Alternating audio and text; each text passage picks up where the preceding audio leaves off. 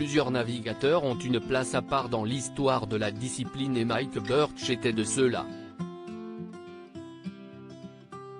Le navigateur canadien, né à Vancouver en 1931, s'est éteint ce mercredi à son domicile de Breck, Morbihan, à l'âge de 90 ans, comme nous l'a appris le Télégramme.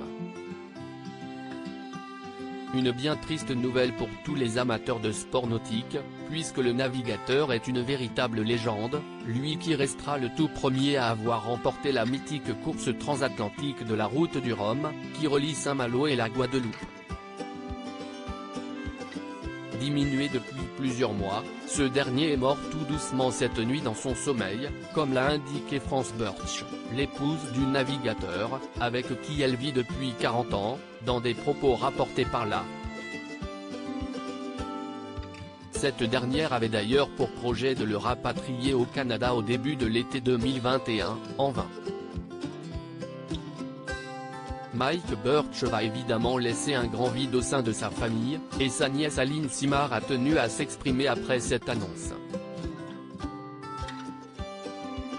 C'était un homme extraordinaire. Il était extrêmement discret et simple. Il a conservé cette simplicité jusqu'au bout, a-t-elle déclaré à l'AFP, visiblement très émue et sous le choc. Premier vainqueur d'une course mythique, pour seulement 98 secondes. C'est donc en 1978 que la légende de Mike Birch est née, lui qui décide de participer à la première édition de la route du Rhum. Alors totalement inconnu du grand public, il va bluffer tout le monde et finit par s'imposer après plus de 23 jours de course. Il s'impose après un retour absolument dingue sur le monocoque bleu de Michel Malinowski et remporte l'édition avec seulement 98 secondes d'avance. À 47 ans, il devient une personnalité connue et reconnue du monde de la navigation et il participera à 6 autres éditions de la route du Rhum, avant de prendre sa retraite en 2002. Avant de devenir navigateur, Mike Birch a eu plusieurs vies. Né à Vancouver, il a longtemps travaillé dans une mine d'or avant de devenir ouvrier dans le pétrole.